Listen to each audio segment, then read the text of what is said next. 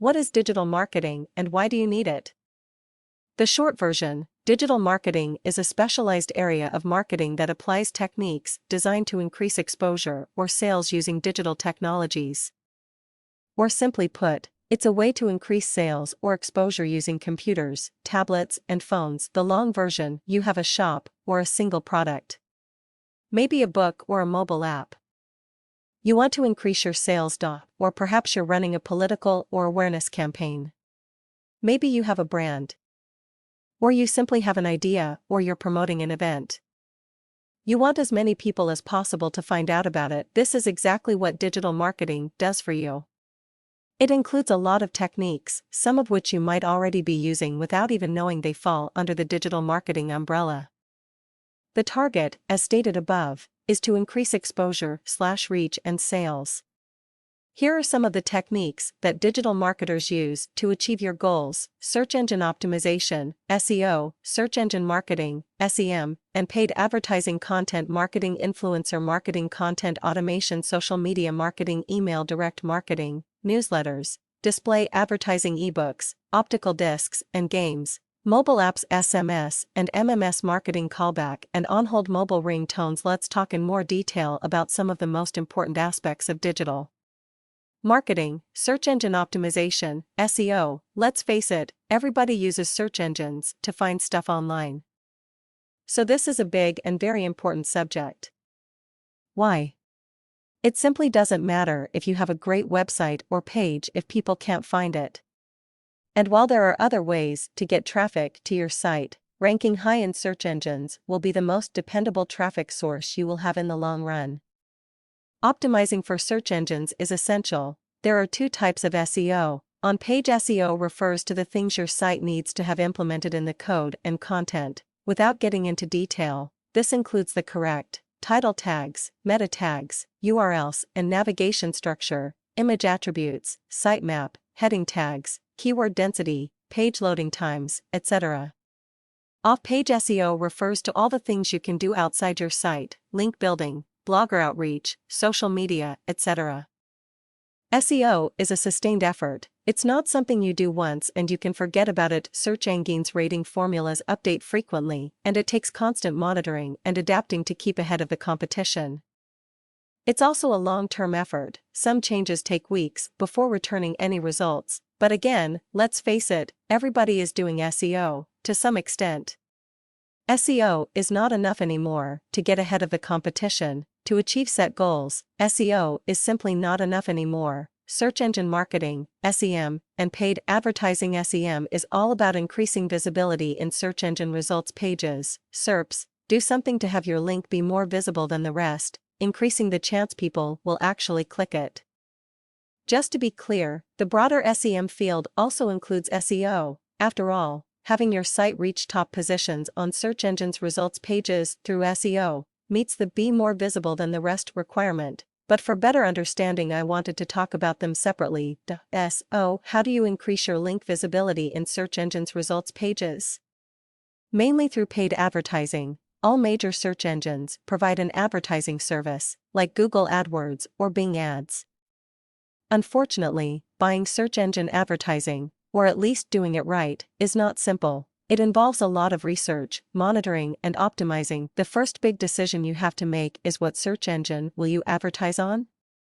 This is answered by the initial research you'll have to complete: target audience, demographics, age, sex, geographical location. These are some of the things that point out the best suited search engine you should advertise on. This also tells you what search engine you should do SEO for. Then there's the keywords research, deciding what keywords to advertise for, which includes some competition research. If your most obvious keywords choices have a very strong competition advertising, it might be a smart choice to invest on other, less obvious, long-tail keywords. After some more research, does your target audience respond better to text or images? What time of day are they online? Etc. You can set up the campaigns and start monitoring performance, search trend, etc. The campaign's parameters are constantly shifting, so constant monitoring and adjusting are an integral part of search engine advertising. Otherwise, your costs will get out of control and your reach will plummet. Social media marketing. Having your site/page show up high in search results is great. You get a steady stream of people interested in what you have to offer. But you could always use more. More people finding out about you, more visitors to your page, more conversions, more sales. And while everybody uses search engines to find things they're looking for, what about the people that don't yet know they're looking for something? Enter social media, the best way for you to get in front of even more people. But social media is not simply about advertising your stuff, it's a lot more than that: building an audience, shifting desires, getting feedback, customer support, contests, and so much more. Social media is a huge opportunity with many different options and possibilities. Unfortunately, this also makes it complex. Facebook, Twitter, Twitch, Instagram, Pinterest, YouTube, Tumblr are just a few of the popular portals people use every day, each with its own specifics and requirements, some focused on text, some on images, and some on videos.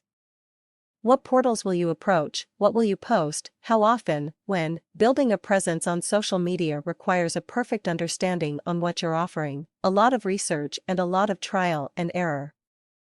It's a marathon, not a sprint, building a following and keeping it, converting it and expanding it, changing trends.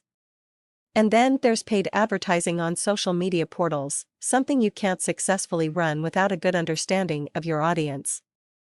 So it takes time, patience, and lots of research, but once that's done correctly, you can expect another steady stream of people interested in what you have to offer. Email marketing. Email marketing is a cost-effective way for you to reach your users and keep them engaged, interested, and always coming back. Unfortunately, not many business administrators are aware of the great value subscribers bring to their sites.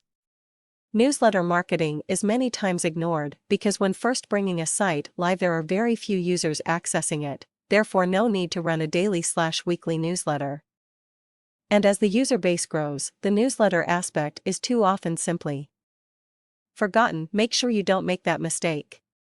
Start collecting subscribers now, and in a few months, you will have a valuable marketing asset at your disposal. But more to the point, what exactly is a newsletter and how can you use it? Well, it's a cheap way of achieving your goals by sending some emails. However, things aren't quite that simple. There are certain laws that govern this practice that you should obey. Most notable, you should never send unsolicited emails. This means that each user must have previously agreed to receive that particular newsletter from you, usually via a subscribe feature on your site/page. There are two ways of dealing with newsletters. You can manage everything on your own. This means collecting the data from your site and informing your users, building a mailing list, and manually sending each mail from your own email provider. This is okay if you have a small subscriber base, less than 100, and don't send emails too often, but as your subscriber base grows, you will find it to be increasingly difficult to manage things on your own. This is where the use of online services specialized in newsletters comes in. These service providers manage everything for you, except writing the content of the newsletters, of course, so you can focus on the important stuff, delivering high-quality content to your subscribers. There are many such services, most of which provide you with a free version/trial you can safely use until you decide to go with their paid subscriptions. Best practices regarding newsletters: content is king.